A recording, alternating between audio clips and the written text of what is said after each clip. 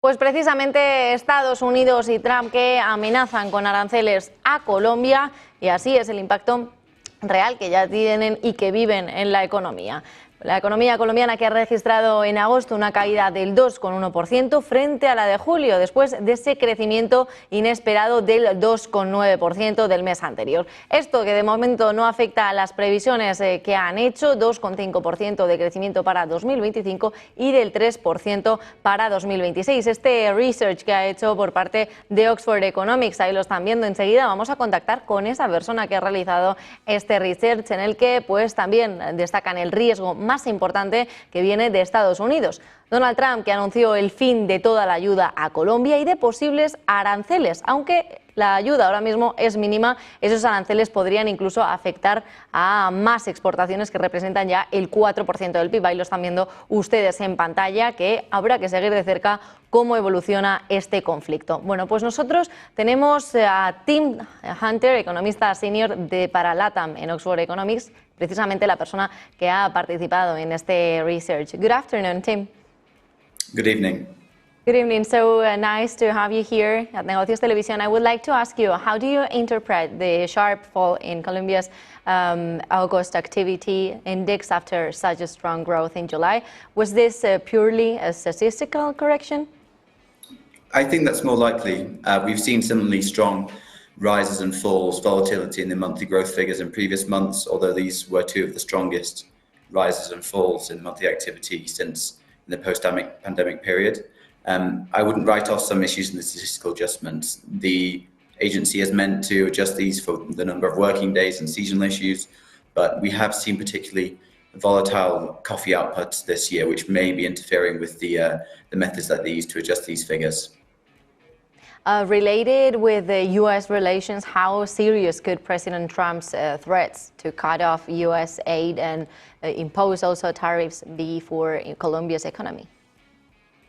So looking at the figures, aid in the past year is relatively small in terms of overall output, so just 0.2% of GDP, and that's fallen quite a bit from the largest flows that we saw over the early 2000s, when aid from the US reached around 1% of GDP almost. So in terms of the actual numbers, not so important anymore for the Colombian economy, but we may see in the longer term greater threats to Colombia from the loss of US expertise and political pressure in combating the left-wing rebels and narco traffickers in the country, which would of course hamper business activity if we see increases in their activity in the country. So I'd be more worried about increased activity from these so-called bad actors in the country, hampering business activity, particularly in the countryside.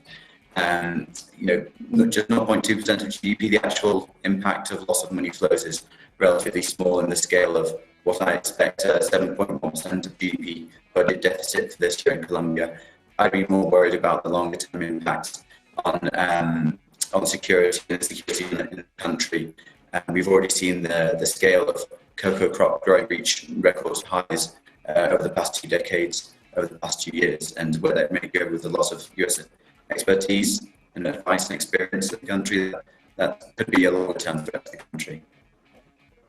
You mentioned that goods exports to the U.S. represent around the 4% of Colombia's GDP. Which sectors would be most vulnerable if tariffs were raised farther, even more?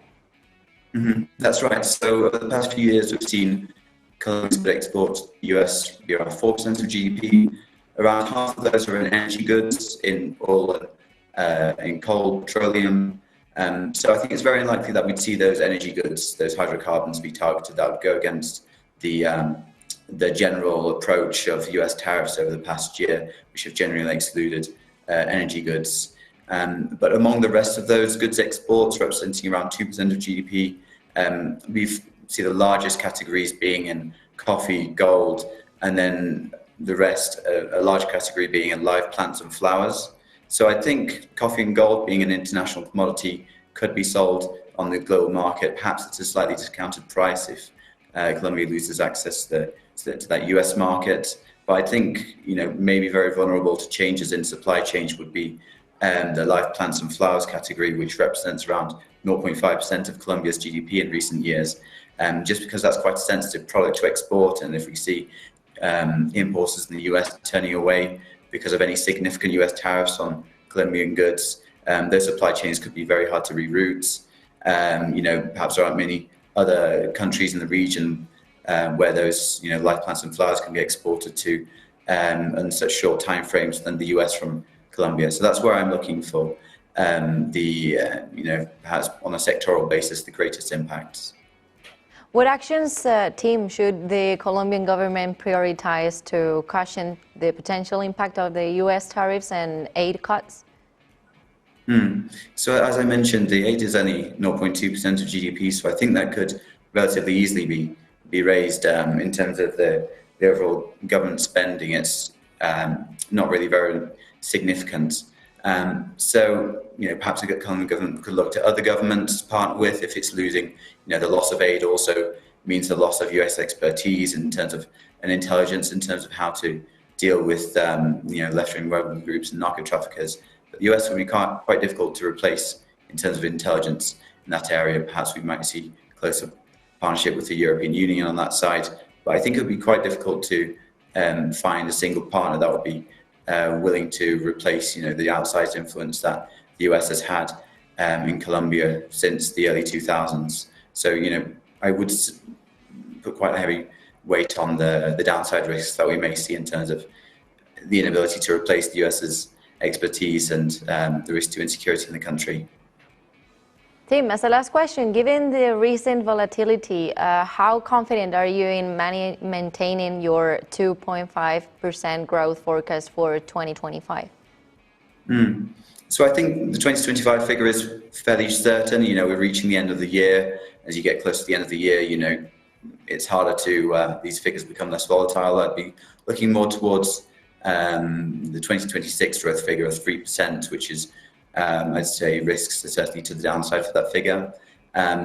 So as I mentioned, we've got a fairly large government deficit right now of around 7% of GDP. The government is expecting to start to curtail that deficit from next year. I'm fairly skeptical as to their ability to do that.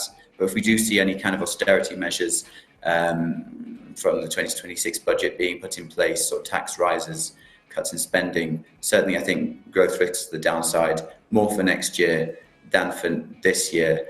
Of course, the issue of tariffs may also bring a short-term shock to and a longer-term shock to growth. But I'd look more for the longer-term impact on exports than a single year's impact on next year's growth from the tariffs. Tim, I would like to thank you to be here with us at Negocios Televisión during this evening. Tim Hunter, economista senior para LATAM in Oxford Economics. Thank you so much for being here. Have a nice rest of the day. Thank you.